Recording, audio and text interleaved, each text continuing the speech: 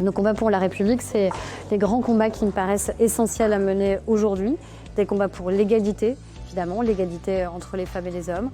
Des combats aussi pour lutter contre toutes les formes de discrimination, pour continuer à lutter sur des combats dont on aurait aimé qu'ils disparaissent progressivement, donc pour lesquels on voit qu'il faut en permanence se réarmer. Je pense à la lutte contre l'antisémitisme qui malheureusement connaît un essor beaucoup trop important et sur lequel il faut qu'on lutte aussi contre l'indifférence.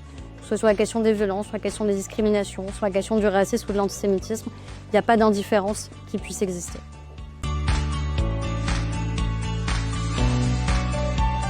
Une anecdote sur la vie étudiante, mais ça me paraît être il y a une éternité maintenant. Je crois que c'est une des périodes les plus heureuses de ma vie parce que c'est la période où on se dit que tout est possible et avec une curiosité inouïe. Et je pense que c'est ça qu'il ne faut jamais perdre de vue en fait, c'est la curiosité qu'on a quand on découvre un nouveau cours, quand on découvre un nouveau prof, quand on découvre des copains, des amis, des camarades. On est en permanence dans une découverte. Alors parfois ça peut faire peur, parfois ça peut impressionner, parfois on peut même douter, se demander ce qu'on fait là. À certains moments, je pense qu'on a tous traversé ça, mais à la fin, il ne faut jamais oublier que cette période est sans doute une des périodes où il y a le plus de liberté, où il y a le plus de possibilités, où il y a le plus de curiosité. Et je pense que ça doit rester ensuite pour le reste de notre vie.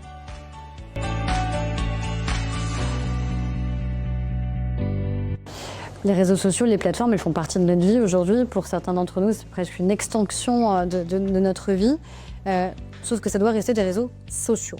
C'est-à-dire comment on garantit que ce sont des rapports sociaux qui existent entre nous sur ces différentes plateformes. Comment on garantit que ça ne devient pas des lieux d'amplification de la haine, du harcèlement, de la violence.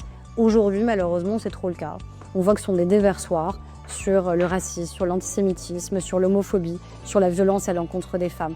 Donc la question, elle n'est pas la censure. Moi, je ne suis pas là pour censurer qui que ce soit et je ne suis pas là pour faire la morale en disant ce qui est bien ou ce qui est mal.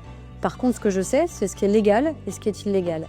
Tenir un propos raciste, tenir un propos antisémite, tenir un propos homophobe, harceler quelqu'un en ligne, gifler une femme en direct, agresser sexuellement une femme dans la rue, c'est illégal et si ça n'a pas sa place dans la rue, ça n'a pas sa place sur les réseaux sociaux. Donc ce sont ces principes-là que j'ai rappelés.